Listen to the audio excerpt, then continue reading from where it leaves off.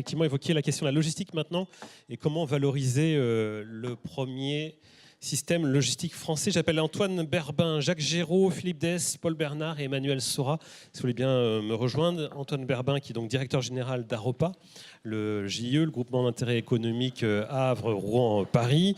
Jacques Géraud, conseiller institutionnel de CMA CGM, donc opérateur privé pour les aspects de transport de marchandises. Philippe Dès, directeur général de Ports Normand Associés, qui effectivement réunit 3 ports, on va en parler. Paul Bernard, directeur régional donc de Normandie, Bolloré Logistique. Et puis Emmanuel Sora, directrice régionale de Normandie de SNCF Réseau. Et on va enfin parler aussi un peu plus en détail du train, parce qu'on en a pas mal parlé depuis le début de la journée, mais on n'avait pas encore de représentants de la SNCF pour détailler les choses. Voilà, alors on peut entendre 2 choses par valoriser. Il y a l'aspect valorisation de l'image, y compris de l'image des ports français. On sait qu'on est en concurrence avec des ports au nord de l'Europe qui sont très bien organisés, qui bénéficient d'une image assez favorable. Et puis on peut parler aussi de valeur ajoutée, puisque aujourd'hui les ports sont essentiellement concentrés sur les volumes. Il y a peut-être des questions à se poser aussi sur la valeur ajoutée. Et d'ailleurs, je ne pense pas non plus qu'on invente la poudre aujourd'hui. J'imagine que ces questions, les opérateurs se les posent, mais on va les travailler un petit peu ensemble dans le cadre de cet échange. Antoine Berbin, donc directeur général délégué d'Aropa. C'est vrai que je n'ai pas dit le délégué, mais j'imagine qu'il est assez important. Il est même essentiel. On valorise le premier système logistique français, mais déjà, il faut valoriser la logistique, parce que souvent, c'est effectivement pensé comme une sorte de complément à l'activité économique. Exactement, alors que c'est un secteur économique à part entière, la logistique, dont dépend la compétitivité globale de l'économie nationale. Donc la question qui nous est posée, c'est comment valoriser le système logistique français. Je pense qu'il faut d'abord se demander pourquoi le valoriser.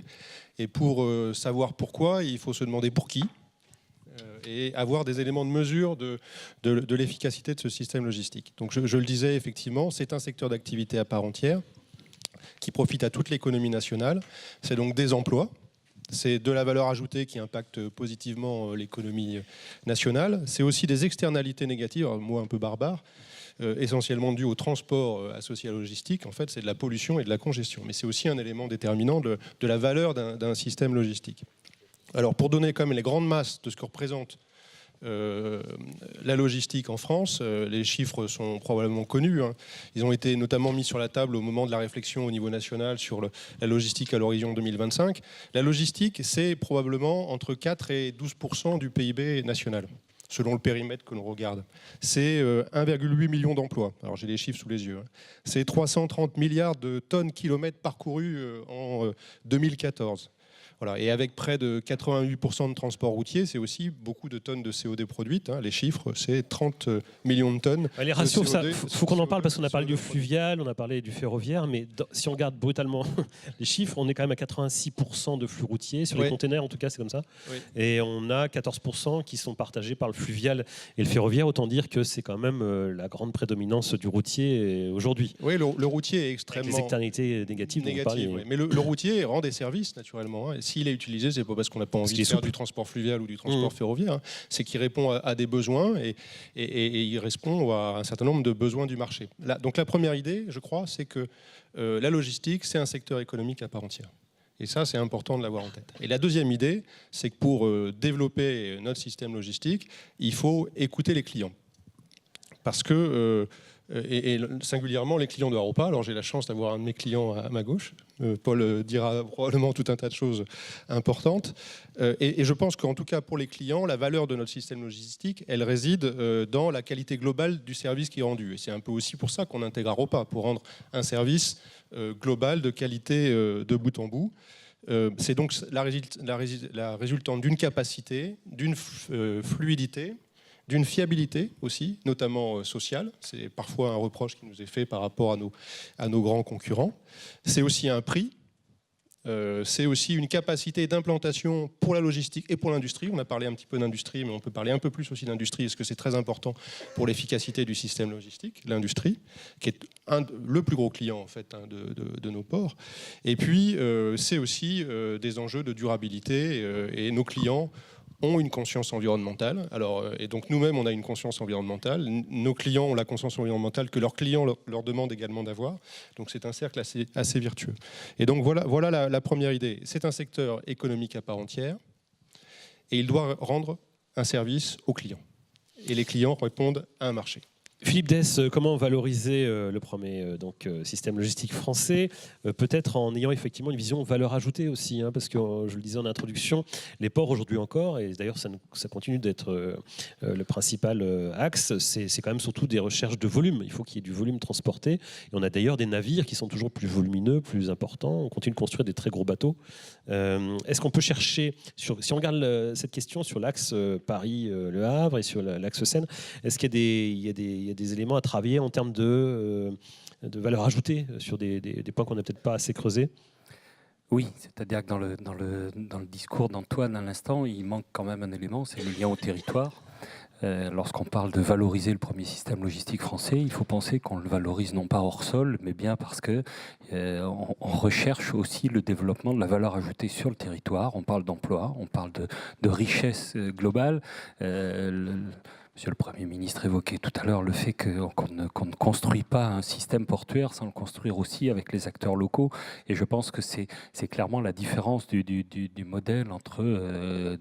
alors que des grands ports maritimes, c'est surtout pas un jugement de valeur puisque j'en proviens, et les ports des collectivités qui ont en ligne de mire la valeur ajoutée sur le territoire plus que sans doute le tonnage en lui-même, plus que de pouvoir afficher qu'ils sont dans je ne sais quelle ligue des champions. Et c'est ce qui a valu à la région Normandie et aux 3 départements, aux 3 agglomérations de construire, de décider en janvier dernier, enfin janvier 2018, la fusion, pas le regroupement, la fusion des 3 ports de Dieppe, Caen-Ouistreham et Cherbourg au sein d'un ensemble qui s'appelle maintenant Port de Normandie et qui a été baptisé le 1er janvier dernier. Donc vous êtes le directeur général de Port Normandie associé. Avec quelles particularités quand on compare? Parce qu'il faut une complémentarité aussi de services. Si on doit regarder la structure que vous dirigez, et par exemple le Port du Havre, quelles sont les particularités et comment on définit les profils des différentes entités? Alors tout à l'heure, Monsieur le Premier ministre disait il ne nous faut pas des complémentarités, il faut du systémique. Je pense qu'on est exactement dans cet esprit-là. Nous avons des ports qui sont bien sûr, des entreprises qui sont bien sûr entre elles concurrentes, peu ou prou, mais nous avons des systèmes qui sont clairement orientés, certains sur les gros volumes, que ce soit les conteneurs, le pétrole, les céréales, d'autres sur, en ce qui concerne notamment Port de Normandie, l'activité transmanche et ce lien très fort avec un pays qui aujourd'hui est européen et demain ne le sera peut-être plus, mais également avec l'Irlande. C'est beaucoup de passagers, donc une activité touristique et d'affaires, beaucoup de marchandises, beaucoup de camions qui traversent la Manche. Donc cette activité-là qui est présente au port du Havre est relativement accessoire. C'est surtout pas encore une fois péjoratif quand j'emploie ce terme-là, alors qu'elle est essentielle pour les 3 ports de Dieppe, Caen-Ouistreham et Cherbourg. Et cette prédominance du transmanche alliée à une émergence sur des projets industriels, notamment liés aux EMR, fait toute notre particularité.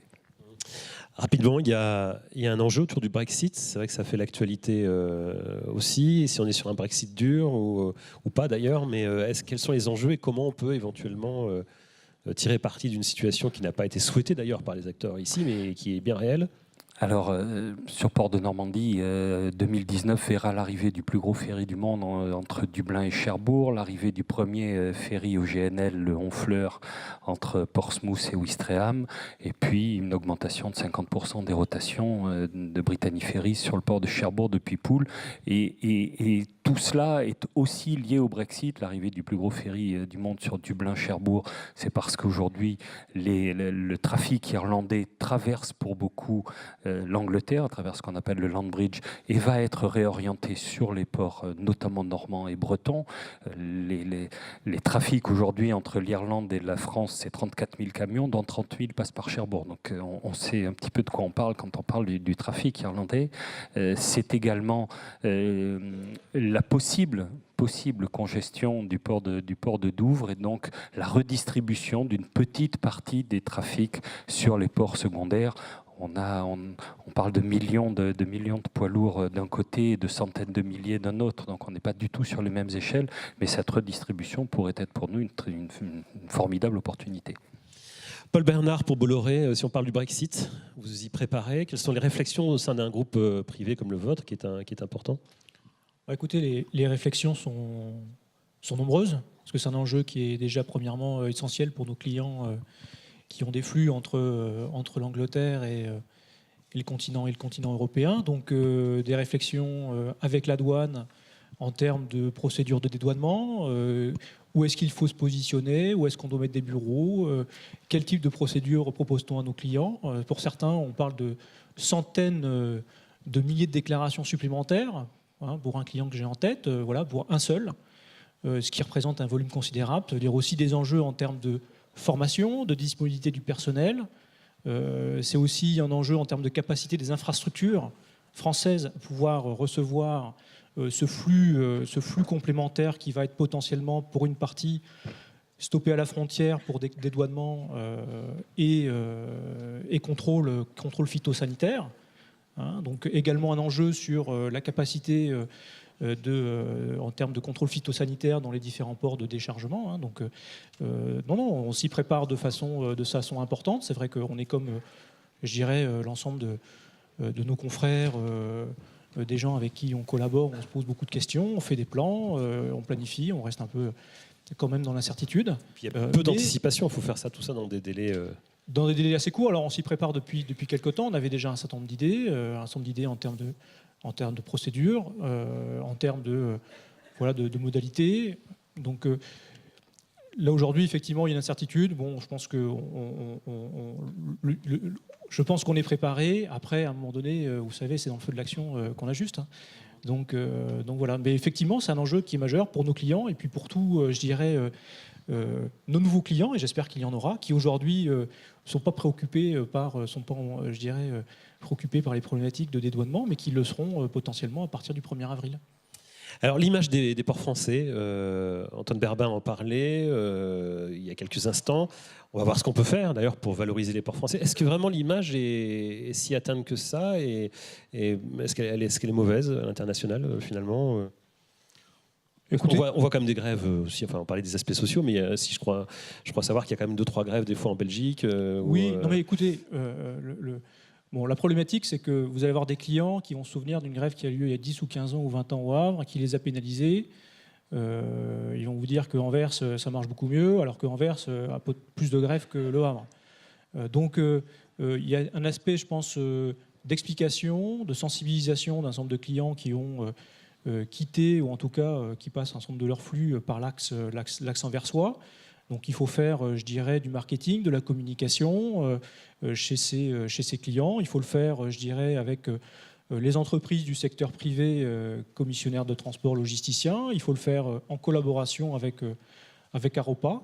C'est important, de façon à pouvoir parler d'une seule voix auprès de ces entreprises, de ces clients qui peuvent encore douter. Ce qui est essentiel, ce qui est vrai, en revanche, c'est qu'on parle multimodalité. Nous, on y croit très très fort en raison, je pense, de la tension sur les infrastructures, notamment, je dirais, routières en région parisienne.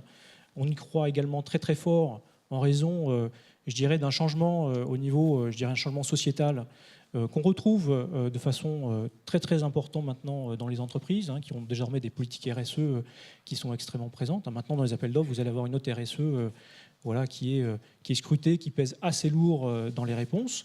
On se doit d'apporter donc une réponse à ses clients sur ces sujets-là.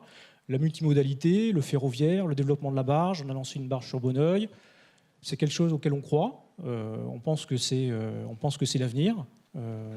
Les camions auront de plus en plus de difficultés, je pense, à aller en région parisienne, puisque les volumes, on le sait, vont progresser. Déjà aujourd'hui, de toute façon, ils ont déjà du mal à aller en région parisienne quand on voit l'engorgement. Ça finit quand même par coûter en salaire et en carburant quand on reste dans les bouchons. Écoutez, ça coûte effectivement beaucoup d'argent. C'est des fois très compliqué de répercuter à nos clients qui ne comprennent pas toujours. C'est compliqué aussi auprès de nos clients, je dirais, de leur de leur expliquer les retards, puisque eux, ça les impacte au niveau de leur supply chain, ça les impacte au niveau de leur vente. Donc, ce dont on a besoin, c'est de solutions régulières, fiables, qui sont peut-être un petit peu plus longues en termes de transit time, je dirais. C'est pour ça que la barge peuvent être intéressants, mais qui soient fiables et régulières. Ça, c'est essentiel. Et avec une notion, je dirais, au niveau de la multimodalité, d'avoir un dernier tronçon qui soit au maximum décarboné, avec du camion GNL. Voilà, c'est quelque chose aujourd'hui qu'on promeut, qu'on veut développer de plus en plus. On y croit. Et nos clients sont aujourd'hui, on le sent, de plus en plus en attente de solutions de ce type. Tout est mûr. Après, il y a quand même la question du prix, quand même, qui aujourd'hui encore fait la différence, bien sûr. Il le fera encore demain. Mais voilà, on est sur une maturité. Exactement. Hein, c'est ça le sujet. Hein. Emmanuel Sora, on va enfin parler du rail. Comment faire plus avec le rail? On voit que tout est engorgé. C'est vrai que sur la route, on a une part très importante de marché finalement du transport routier. Ça pose des soucis. On ne pourra pas aller plus loin. On voit difficilement comment aller plus loin. Il faut forcément répartir mieux entre le fluvial, le rail. Et comment on peut faire plus avec le rail, sachant que le fret, ça a quand même été un dossier un peu compliqué ces dernières décennies pour les personnes qui souhaitaient transporter des marchandises. Beaucoup se sont reportés sur la route. Oui, alors sur l'axe Seine, on a beaucoup d'outils et le fret ferroviaire est vraiment un maillon de l'axe Seine. SNCF Réseau est connu pour être gérant de l'infrastructure, faire des travaux, tenir les postes d'aiguillage. Pour donner un chiffre, en Normandie, il y a 1500 personnes qui travaillent chez SNCF Réseau, rien pour la Normandie. Pour autant, ce qu'on vend, notre produit, c'est ce qu'on appelle le sillon. C'est un service offert à des entreprises ferroviaires qui leur permet d'aller de bout en bout avec un horaire donné et des services associés. Et sur l'axe Seine, on travaille depuis plusieurs années, main dans la main avec Aropa, à mettre en qualité ce service. Et on le travaille à toutes les échelles qui nous paraissent pertinentes sur l'axe Seine. Et les échelles qui sont pertinentes, c'est déjà celle de l'axe. Donc, pour les services fret, on travaille sur l'échelle normande, mais toujours associé avec l'Île-de-France. Et donc, on a un pilotage de l'axe ferroviaire pour le fret, un pilotage opérationnel qui est totalement un pilotage d'axe avec l'Île-de-France. Et puis, on a ce qui est unique pour l'instant en France et qui va se développer. On a une plateforme horaire qui s'appelle la plateforme Axe Seine, qui est présidée par le préfet Philizot et qui est un lieu de dialogue. Et dans ce lieu de dialogue, on vient travailler avec Aropa, avec les autorités organisatrices du transport de voyageurs, avec SNCF Réseau, qui a notamment la programmation des travaux. On vient travailler à tous les horizons de temps, 2020, mais 2025, mais 2030. On vient travailler à tous les horizons de temps la qualité du sillon qu'on va offrir aux entreprises du fret sur l'axe Seine. Ça, c'est une partie, c'est une échelle. Et ce dont on est bien conscient, c'est que l'échelle nécessaire à ce système logistique, c'est aussi l'échelle nationale, voire internationale. Et on mettra dans l'année en place une plateforme nationale fret qui aura la même vocation que la plateforme Axe Seine, mais pour les sillons grand parcours. Et ça, on la mettra en place dès cette année. Donc oui, on veut faire plus de trains et c'est vraiment la stratégie de SNCF Réseau qui rejoint celle des ports et celle, nous l'espérons, de nos chargeurs. L'ambition, c'est de faire plus de trains et le potentiel sur l'axe Seine, il est vraiment là. Il y a un gros potentiel. Après, ce qu'il y a, c'est qu'il faut avoir une visibilité pour les clients. Et je crois que vous travaillez d'ailleurs sur des autoroutes ferroviaires. C'est en fait un système, comme vous le décriviez, avec des horaires. Finalement, on sait qu'il y a régulièrement la possibilité de transporter des marchandises. Et c'est moins fluctuant que du service à la carte. C'est ça ? Oui, tout à fait. Alors, les autoroutes ferroviaires, c'est un exemple. Vous parliez tout à l'heure d'externalité. Le fret ferroviaire, c'est 12 fois moins d'externalité que la route. C'est 9 fois moins d'émissions de CO2. Donc, pour rejoindre l'introduction d'Antoine, il y a vraiment un potentiel à développer sur l'axe Seine parce que les préoccupations aujourd'hui, on l'entend, elles sont autour de ces externalités, autour de ces émissions de CO2, et le fret ferroviaire a des vrais atouts à développer là-dessus. Tout comme le fluvial d'ailleurs. J'en profite pour répercuter les propos de Dominique Ritz, qui est venu me voir après avoir quand même rappelé que les barges fonctionnent avec des vieux moteurs très émissifs. Malgré cela, avec les volumes transportés, on est sur 5 fois moins d'émissions qu'avec le transport routier en Euro 6, donc avec des camions tout neufs. Avec les barges, dans la mesure où on transporte énormément en tonnage, même avec ces vieux moteurs des années 50-60, on est moins émissif que le camion. Donc c'est quand même le camion qui pose souci le plus. Voilà. Et en plus, le ferroviaire, effectivement, est électrifié. Et vous réfléchissez aussi à des trains hydrogène. Donc on a beaucoup d'atouts pour le rail. On a des vraies réussites à mettre sur la table aujourd'hui, à toutes les échelles aussi. On a des vraies réussites en Normandie. Le port de Rouen a vu son trafic se développer. Alors, évidemment, les campagnes céréalières sont dépendantes aussi du marché des céréales, mais le trafic céréalier s'est aussi vu développer grâce à la mise en place de navettes, donc ce que vous indiquez, des sillons de qualité répétés toute la semaine, fiables et inscrits. Donc, ces navettes ont eu un succès pour le port de Rouen et ont permis de développer le trafic céréalier du port de Rouen. Donc nous avons des réussites à l'échelle normande. Nous avons cette année mis en place avec l'Adréal un trafic très nouveau, parce que peu ont réussi à le faire jusque-là, un trafic de déblais de chantier. Actuellement se déroule un important chantier de mise en 2x2 voies de la route entre Rouen et Dieppe. Et nous avons mis en place un trafic de transport des déblais par fer entre le lieu où ils sont produits, donc aux alentours de Rouménil, entre Rouen et Dieppe, entre le lieu où ils sont produits et le grand port de Rouen où ils vont être déchargés pour être immédiatement revalorisés sur des plateformes au niveau du port. Et donc tout ça, ça se fait par fer. On a mis sur pied ce trafic-là cette année. Il fonctionne depuis l'été dernier. C'est 70 000 camions évités pour l'agglomération rouennaise. Ça, c'est des réussites et c'est des choses qui fonctionnent avec le fret ferroviaire. À partir du moment où on arrive à anticiper, voir venir ces marchés-là, et à partir du moment où les équipes se mettent en agilité, le besoin est bien exprimé, SNCF Réseau est en mesure de produire ces sillons-là. Et vous parliez des autoroutes ferroviaires, donc on a encore mis en service une autoroute ferroviaire à l'automne 2018. Ça fera 5 autoroutes ferroviaires en France désormais. Et ce sont des services de ce type-là où on offre la possibilité sur des sillons réguliers de venir mettre des camions sur des trains adaptés et de faire des très grands parcours là où on est particulièrement pertinent. Parce que le rail, c'est les gros volumes et c'est les grands parcours, hein, c'est ça qui va faire la différence. Jacques Géraud, un grand groupe comme CMA CGM, c'est avant tout un groupe qui doit être pragmatique. Donc, en fait, on peut avoir des ambitions de mettre des marchandises sur le rail ou sur la barge, mais il faut que ça fonctionne, il faut que les coûts soient compétitifs. Comment vous voyez cette multimodalité ? On en parle beaucoup. Est-ce que ça commence à vraiment entrer dans la réalité ou est-ce qu'on est plutôt encore dans les incantations Merci beaucoup. D'abord, je me sens en totale complémentarité avec les propos qui ont été tenus autour de cette table, notamment dans l'ambition. Premier point. Deuxième point, au jour où nous parlons, nous sommes CMA-CGM dans une actualité qui va marquer l'histoire de ce groupe, très vraisemblablement. Pourquoi ?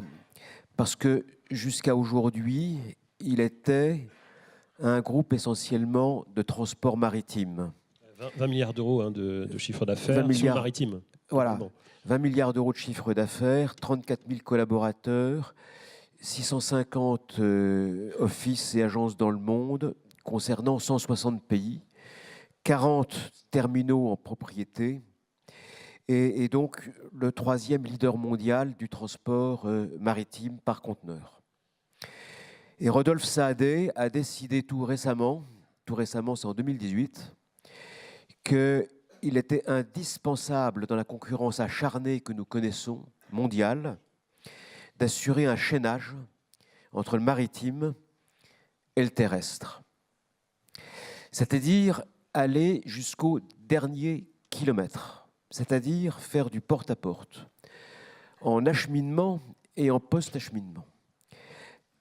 La conséquence de tout ça, c'est que vous le voyez bien, l'intermodalité devient quelque chose d'absolument crucial.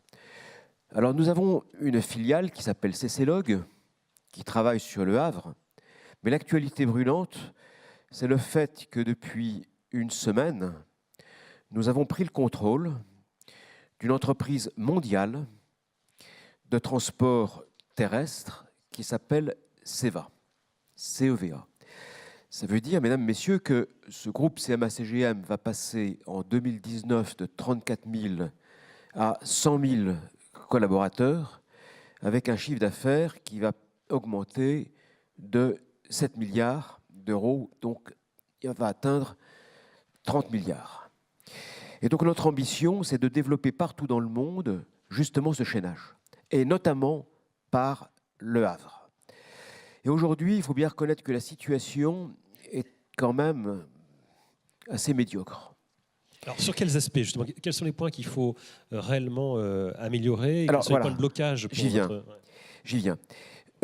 Quand on regarde ce qu'on fait sur le Havre, en import comme à l'export, nous transportons 70% de nos 121 000 EVP, équivalent 20 pieds, par la route. 23% par le fluvial et 7% par le ferroviaire. Madame vient de parler du ferroviaire et je rejoins tout à fait ce que vous dites. Il faut absolument développer ce recours au ferroviaire et au fluvial. Le problème est qu'au Havre, vous avez une plateforme intermodale qui s'appelle Le Havre Terminal Équipement, LHTE, qui a été créée en 2008, qui a connu bien des vicissitudes, qui a été refondée en 2016 avec comme actionnaires Logicène, SNCF et CMA-CGM. Et cette plateforme intermodale ne fonctionne pas. Elle ne fonctionne pas bien. Elle va connaître un déficit, elle connaît un déficit en 2018 de 500 000 euros. Pourquoi ? Parce que les rotations des navettes... Sur un volume d'affaires de combien? Parce qu'on n'arrive pas trop à se rendre compte. Le déficit est de 500 000 euros, mais sur un volume d'affaires de quel... Sur un volume d'affaires qui est... Je ne sais pas exactement le montant. En tout cas, ce qu'on connaît, c'est le déficit, parce que chez CMA-CGM... Vous avez surtout mémorisé le déficit. Voilà. Et donc, nous ne pouvons pas nous satisfaire de cette situation. La rotation des navettes n'est pas bonne. On constate des retards. Comme elle ne fonctionne pas le week-end, les lundis sont complètement engorgés. Ensuite, il y a des problèmes administratifs multiples avec les douanes, mais pas seulement, qui provoquent des retards supplémentaires. Tous les terminaux maritimes du Havre ne sont pas reliés au ferroviaire. Il y a des quantités de problèmes techniques qui se multiplient. Ce qui fait que nous avons été amenés à dénoncer cette convention d'occupation temporaire fin 2018 et nous avons une année pour remettre les choses en ordre. Alors, pour être concret, moi, ce que je souhaiterais, c'est que sous la houlette de François Philizot, qui fait un travail formidable, qui est un collègue préfet, peut-être en associant Fabienne Bussiot, qui est préfète de la région Normandie, avec la collectivité territoriale, la mairie du Havre, et SNCF, et Logicène, et tous les partenaires, et Aropa, nous puissions, s'il vous plaît, en association avec les privés, donc Bolloré aussi, nous mettre autour de la table et nous dire voilà ce qui coince, voilà ce qui ne va pas et comment est-ce qu'on peut régler le problème. Alors, beaucoup de travail est en train d'être fait. On l'a vu tout à l'heure. La SNCF accomplit un travail quand même très important de rénovation de la voie ferrée.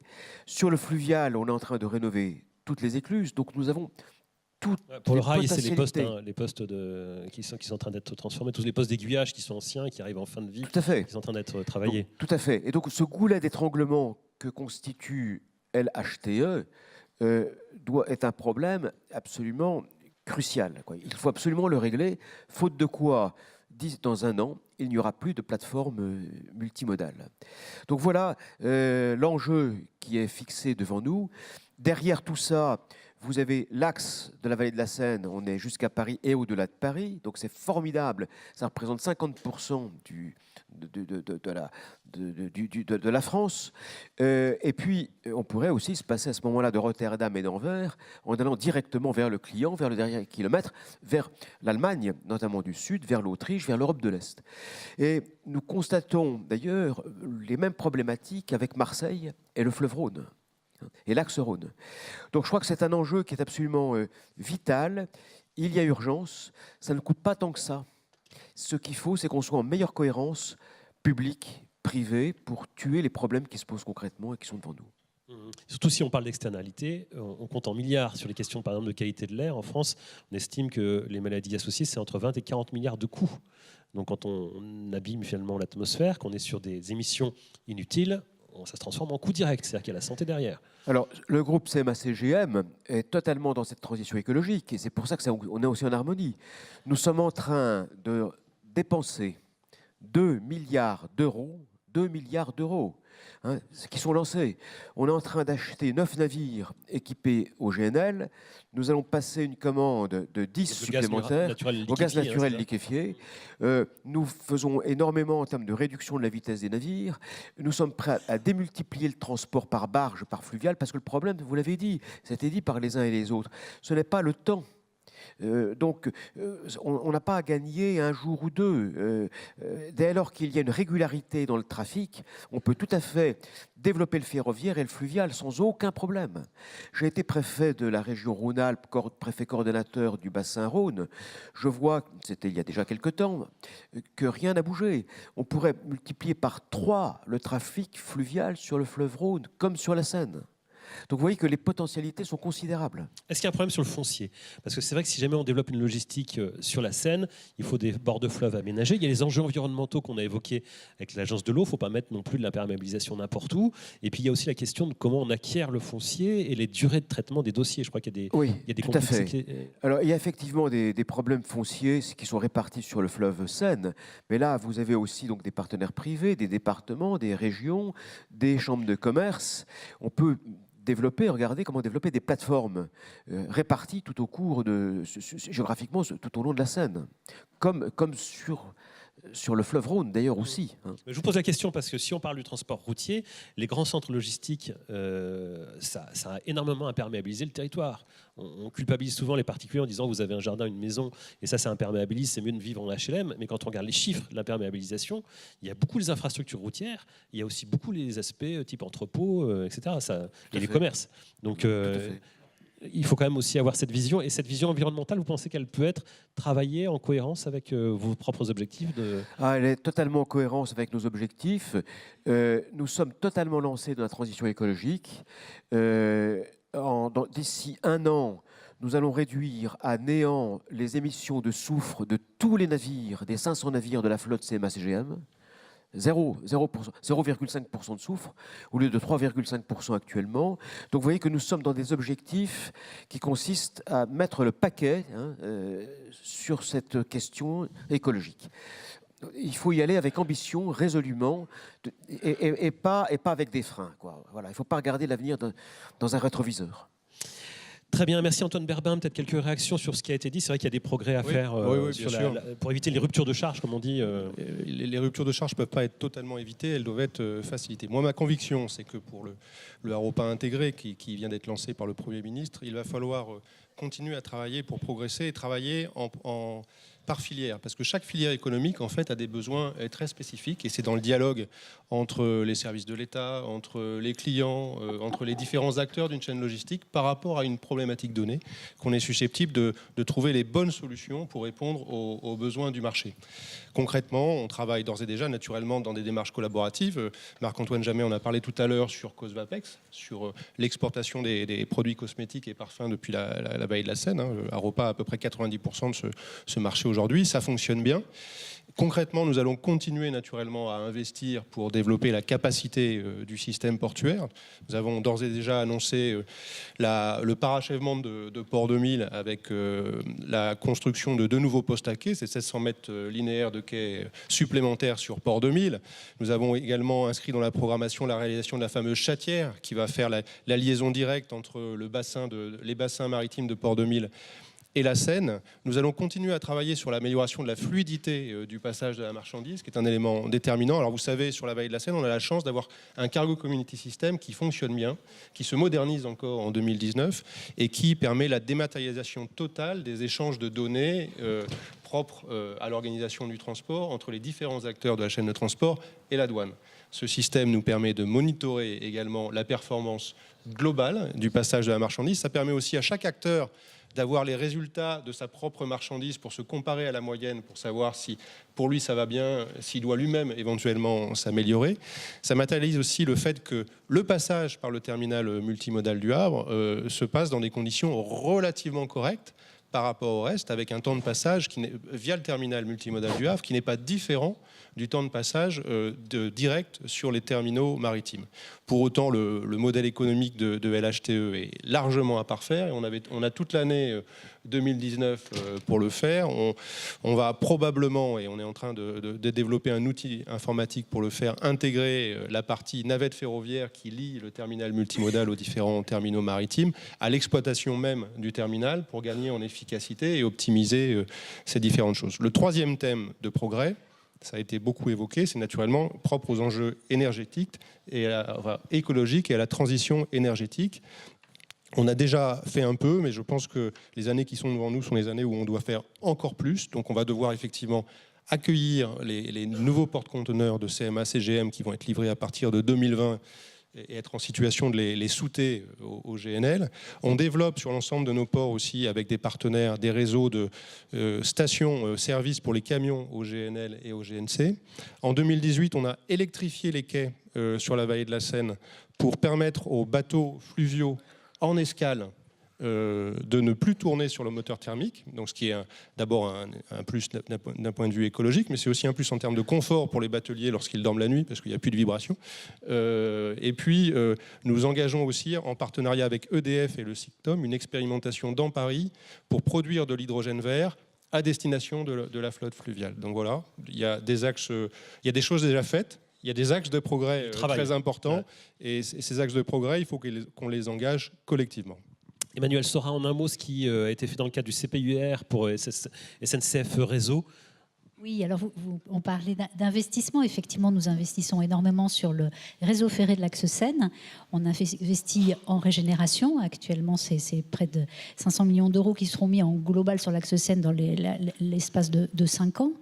Et puis, il y a ce projet majeur, c'est le plus gros projet en fret ferroviaire en France aujourd'hui qui est financé dans le cadre du CPUR. On en a parlé aujourd'hui. C'est le projet de modernisation de l'axe Serqueux-Gisors. C'est un projet d'électrification et qui consiste également à faire un petit bypass pour gagner du temps. L'idée, c'est de faire un réseau bis, hein, c'est ça, parce qu'on a un réseau qui est déjà saturé par les voyageurs. Donc, si on veut faire du fret, c'est sur un réseau bis qui aujourd'hui est inadapté et qu'on veut adapter à ça. C'est ça. Ce qu'on veut, c'est répondre à ce qu'on entend et du besoin de régularité et de qualité de nos sillons. Et pour ça, ce projet-là, il permettra d'avoir un réseau maillé pour le fret entre l'Île-de-France et le Havre, et donc d'offrir des sillons de qualité et réguliers toute l'année, parce que si on ne peut pas passer sur l'axe historique partagé largement avec les voyageurs, eh bien on peut passer par cet axe-là, et la qualité offerte de ce sillon-là, en termes de temps de parcours, en termes de moyens à mettre en œuvre par les entreprises ferroviaires, c'est la même, ça sera électrifié de bout en bout, donc un seul type de machine à mettre en place. C'est bien ça qu'on offre. Donc ça, c'est en cours. Les travaux sont en cours. Donc c'est une réalité aujourd'hui. Et donc, ce sera mis en service. C'est prévu à être mis en service en milieu d'année prochaine. Et c'est ce genre de projet-là aussi, je pense qu'on a parlé pas mal d'opposition ce matin, l'opposition entre économique et écologie, on va dire, ou environnement. En offrant ce type de service, on vient aussi rentrer dans les modèles économiques du fret et rendre le fret plus performant avec ce type de projet-là. Et donc ce type d'opposition, je pense qu'on les dépasse. Voilà. Et puis un petit clin d'œil à une autre opposition que j'aimerais bien qu'on dépasse aussi, c'est celle qui a été citée ce matin entre la qualité et le genre. J'espère qu'on n'en est plus là. Alors, on parlait de qualité en termes de fonction, je crois, hein, pas de qualité des personnes. Vous avez raison de le rappeler parce que vous êtes à nouveau un petit peu esselé. Mais vous êtes quand même au milieu. Puis vous avez vu, j'ai fait attention de ne pas vous donner la parole en dernier, sinon je me faisais lyncher en direct par la salle. Mais c'est vrai que c'est un souci. Hein, il faut effectivement renforcer davantage la présence des intervenantes. On est bien d'accord. C'est un souci qu'on n'en a pas, c'est pas un problème sinon. Paul Bernard, dernier point pour Bolloré. Le CPUR, ça a apporté quoi depuis 2015 ? Écoutez, ça a apporté, je dirais, de l'articulation, de la coordination, une vision des projets. Je dirais plus d'échanges entre les différents acteurs et intervenants sur la chaîne logistique et sur l'axe Seine. Une vraie, je trouve, concertation entre l'État, la région, enfin les régions, les opérateurs portuaires, ferroviaires, des plateformes d'échange. Donc on va dans le bon sens. Son renouvellement annoncé par le Premier ministre tout à l'heure est une bonne nouvelle. La fusion des différents établissements de l'axe Seine est aussi une bonne nouvelle parce qu'on va aller vers plus d'articulation. Donc tout ça est plutôt positif. Moi, je voudrais juste souligner un point qui me semble assez important, c'est que la logistique, c'est de l'infrastructure, c'est de la vision, c'est de l'infrastructure, c'est surtout de l'humain. Hein, donc on sait bien d'avoir des trains, des barges, des camions, parce qu'on aura toujours besoin de camions. Il faut de la formation. Mais il faut de la formation, il faut des collaborateurs, il faut qu'ils soient disponibles, il faut qu'ils soient, je dirais, localisés sur les différents sites sur lesquels on aura besoin d'eux. Il faut qu'ils soient à Gennevilliers, il faut qu'ils soient à Rouen, il faut qu'ils soient au Havre, il faut qu'ils soient, je dirais, le long de la Seine, il faut qu'ils soient à Bonneuil. Voilà. Donc il faut aussi des collaborateurs qui soient présents et formés, et bien formés, et qui est, je dirais, envie aussi, à qui on donne envie de rejoindre cette aventure logistique qui est, moi je trouve, plutôt excitante. On revient sur l'idée de départ qui est que la logistique, c'est un vrai secteur économique. En un mot, vraiment, Philippe Dess, on a entendu le Premier ministre parler de la préfiguration, enfin des travaux de préfiguration pour avoir un nouvel ensemble portuaire. Vous avez déjà fait ce rassemblement sur 3 ports, vous l'avez cité tout à l'heure. Réaction aux annonces du Premier ministre tout à l'heure ? Je ne pensais pas être celui qui serait interrogé sur la fusion des 3 ports. Je ne pas prévenu en plus. Hein, c'est finalement plus simple pour tout le monde. Non, en plus, c'est court. Juste quelques... Écoutez, on peut faire des fusions. Le chantier était sans doute d'une nettement moindre envergure, mais je vous l'ai dit, cette fusion, elle a été décidée en janvier 2018. Elle était opérationnelle au 1er janvier 2019, avec une adhésion des acteurs économiques, des acteurs politiques et de l'ensemble des agents, ce qui nous a permis d'avancer aussi vite que ça. C'est sans doute aussi le modèle et le peut-être small is beautiful qui nous permet d'être non seulement à l'écoute et de viser la satisfaction du client, mais toujours en veillant à ce que le développement du territoire ne soit pas un avantage collatéral, mais bien un but. Merci beaucoup Antoine Berbin, Jacques Giraud, Philippe Dess, Paul Bernard, Emmanuel Sora pour ces interventions. On peut vous applaudir, bien sûr. Merci d'avoir accepté d'éclairer ces enjeux logistiques.